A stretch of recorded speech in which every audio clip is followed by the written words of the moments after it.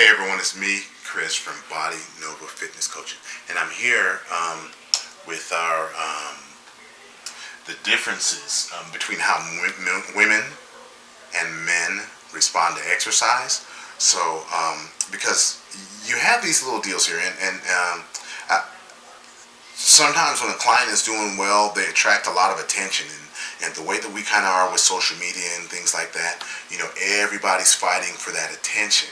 So when a person's getting a lot of it, other people want to jump on that bandwagon and ride with them, to fame and maybe fortune if that's what they're looking for, or stuff like that. So I had someone approach one of my clients, and they talked about, hey, yeah, I have this magical program, and look, I have 130 clients on this program, and I'm just like, I can't think of 130 people that I've came across that should do the exact same workout. So you're just picking people at random and you're giving them all the same program. First of all, if you have 130 clients, what the heck? You don't have time to be on Facebook.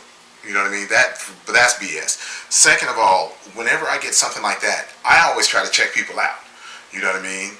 Maybe I can learn from them, whatever. But see if they pass the BS test. So if I go to the Facebook, you know what I mean, and they're living their normal life and stuff like that, but when you work with clients and stuff, they're eventually going to become your friends because you conversate, you talk, or you have an influence or an impact on their lives. You make their lives better. All right. So with this influence or with this impact, if you're this super great person that you're trying to make us believe that you are a trainer or fitness professional, coach, whatever the terminology is that you like to use, if you're that, somebody along the line is going to thank you. They're going to tag you and they're going to say, thank you for making my life better. And sometimes it's not even that you produce so much results. You might have made them believe in themselves, or you gave them some advice that carried over, but they're going to, somewhere along the line, they're going to say thank you. Okay? So my BS test was to go look through this guy's profile, look through the Instagram and all that. No one says thank you. I look through your Instagram.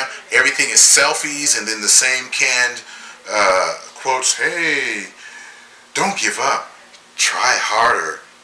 And things like that. And then I look in because they have a little section on Instagram. I don't know if you can click it and see who's tagged them in stuff they were tagged in. If I don't see any clients that have done well tagged in them, I believe they're a fraud. Okay, so with this program that they gave out to everybody, there's one way that you can just separate. You can just even give the same I'm going to say similar program and tweak in little tiny differences. And the biggest reason would be between or most common difference between women and men, because some people will try to give women and men the same exact program and not wonder why it's not working. Okay, so went on with this. A few differences is women recover faster from exercise than men. So a lot of these women are, like women using fat as fuel better. That helps with that. Okay, faster recovery from HIIT, because they use more fat as fuel, because they buffer hydrogen ions. Okay, so when you have lactic acid, all right, you're working at a high intensity, like you're doing HIIT workouts, or you're doing heavy intense weightlifting with short rest. Okay, that burning feel you get, okay, most people say that's lactic acid, and it's not 100% true. What it is there is hydrogen ions, and lactic acid buffers those hydrogen ions. So inside your muscles, you have the proper pH, because if the pH gets too out of whack, then the muscles can't contract properly. All right, so that's where that kind of comes in. The lactic acid buffers the hydrogen ions, and those muscles can contract properly. Well, women are better at buffering those hydrogen ions than men. Okay, so as a result, they recover faster. So how you would fix the recover faster?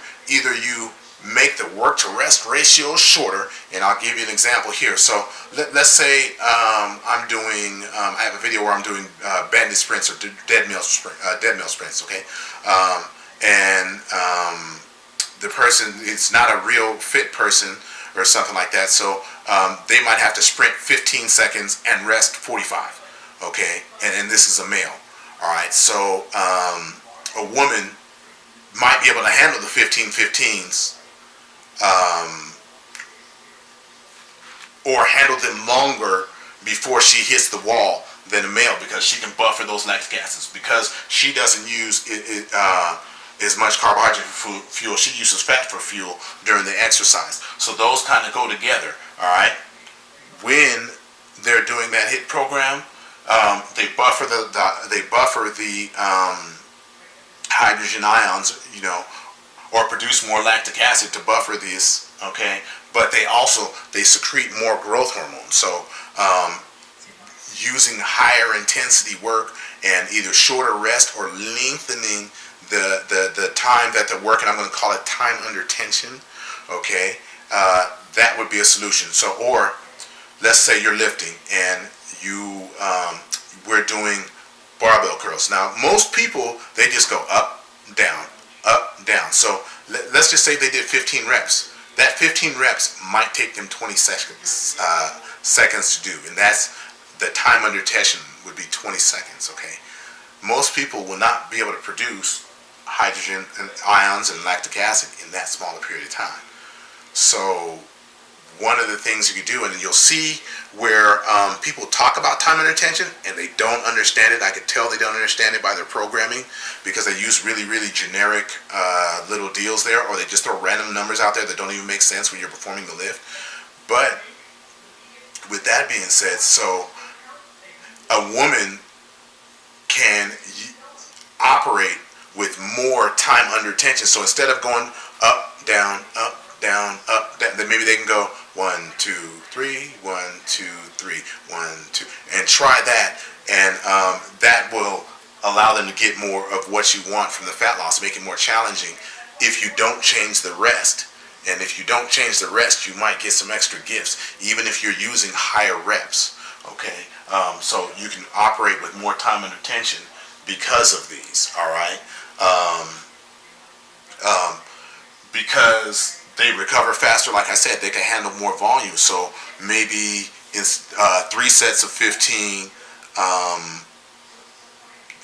can become 5 sets of 15 with shorter rest, in your workout, or squeeze more workout per unit time. Or I have a video on escalating density. If anybody needs me to post the link, just comment below and I'll put that link in there. They will handle programs like that better, or anything that's meant to test their endurance, with higher intensity or heavier weights, stuff like that. They will recover faster from that, so they will get more from that, more work done in that time. They'll operate a higher level longer, so that's a way that you program for that. But the men, of course, they produce more power, which is great, in instances maybe performing strength work or doing plyometrics or anything like that. But as far as these things for lifting for fat loss, the women are going to have to use shorter fat loss, shorter rest periods. And they'll need to perform more work, okay, or they can perform more work and recover. The men HIIT, more sprints, or the work to rest ratio could be shorter. Like said, the research always recommends 1 to 3 or 1 to 4. Okay, so at similar intensities, that woman might be able to work with maybe a 1 to 2. So that 60 seconds rest to a 30-second sprint, or 20 seconds sprint to 40 seconds rest. It's all nice and neat in your deal, and out to a minute for each interval. And you can get a lot of work done in a short period of time. Okay, so that's other things to keep in mind. But men and women aren't exactly the same. And the other thing that I'll talk about in there is they have different goals. Of course, men want jacked. Men usually want more muscular upper bodies. They want men are okay with larger VMOs and stuff like that. Women, they kind of want more outer sweep, which is the outside of the leg. Everybody wants less body fat, and things like that. So the goals are different, but I'm saying all this to say that even though there's differences in the way men and women respond, hypertrophy, building muscle, is still done best between 6 and 12 reps. Strength, 1 and 5 reps.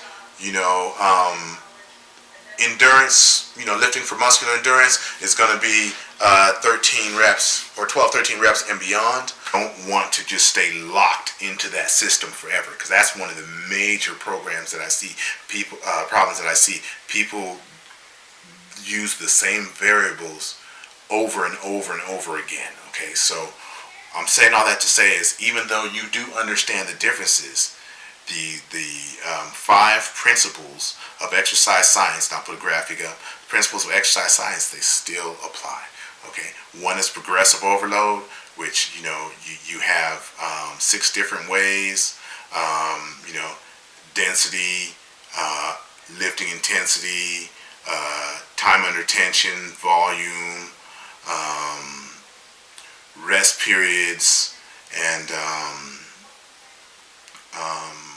rest periods, and there's another one I can't think of it at the moment. But anyway, you have all those variables. You can run a search in my Facebook page, or I can actually send you a link to the video, because I have the video also on YouTube. So don't hesitate to ask.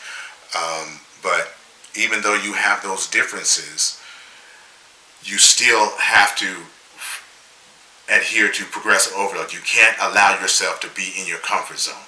Okay, and with that becomes the second principle, is adaptability. So whatever you do, you're going to adapt to it. If you're one of those little ladies and all you do is use really, really low intensity lifts, but you give yourself really, really short rest, and you're just running around like a little Energizer Buddy, the whole time, trying to cause fat loss, you're going to adapt to it. And it's going to be difficult to reap benefits from that. So you're going to have to change. If you're a guy and you just use the classic, hey, this is, I lift with 10 to 12 reps, and everything is 10 to 12 reps, to infinity, and I don't pay attention to my rest periods and, things like that, you're going to have to change something, because you're going to adapt to what you're doing, and it's not going to work anymore. All right? Specificity. Whatever your goals are, if your goals are fat loss, then you must follow some of the variables, which in this case, a lot of the stuff is fat loss. You must use those variables in your workouts to help you train in order to get the outcome of fat loss that you're looking for. If you're looking to join strength, to increase strength, you need heavier weights and longer rest periods and things like that, unless you're a beginner and you're new to lifting. But if it's predominantly being as strong as possible, you're going to have to lift with that. Hypertrophy, there's 2 different ways to go about that. You're going to have to use one of them, and eventually, because you'll adapt to it, you're going to have to find a different way. Reversibility, which people view reversibility, or they call it disuse, as a bad thing. So with that being a bad thing, it's like, if I let's say I've been training for fat loss and or just even looking as good as possible. Now I got to make improvements, and it's getting colder, so people want to get leaner. I mean, not get leaner, but they want to get bigger, more muscular, or get stronger so they can perform more work. What they'll have to do is they'll change over.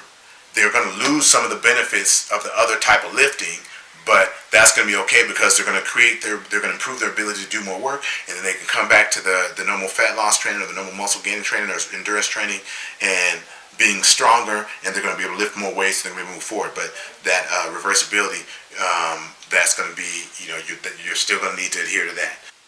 Oh, and the last one is individuality. So, and this, like I said, I went through this because, woman different than men, but there might even be other ways to be individual.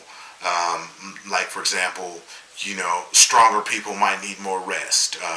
You might be really good at performing one type of training, so if you're really good at handling short rest, you might have to even go shorter rest. Or if you're can really lift heavier weight, you might need to rest longer. You might need to lift that heavier weight and not try to be a sissy and run from it, because you get these old guys and they're like, hey, well, Arnold didn't lift heavy. It's like, fool, Arnold could bench 500 pounds for reps. He competed in strongman competitions. So even though there are different ways to lift the weight to where you can stress the muscle from a bodybuilding standpoint versus a strength standpoint, don't get it twisted.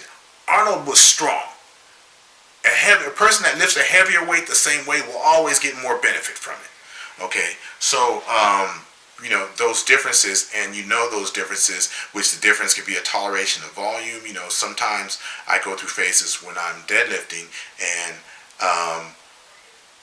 hit set 1, be strong, set 2, be strong, set 3, start to go downhill, got to cut it, got to cut it by set 4, because I know I'm going to poop out, with doing the higher rep and not taking as long a rest as I should be taking.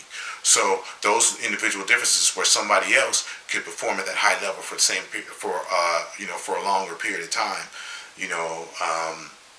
so that's the sort of deal. There's those individual differences. So if you're journaling and things like that, and monitoring certain things, or you hire me for a program and you communicate, not just give me answers like fine and stuff like that, you could figure out what those individual differences are, and mix those in with these rules, and create your own winning strategy.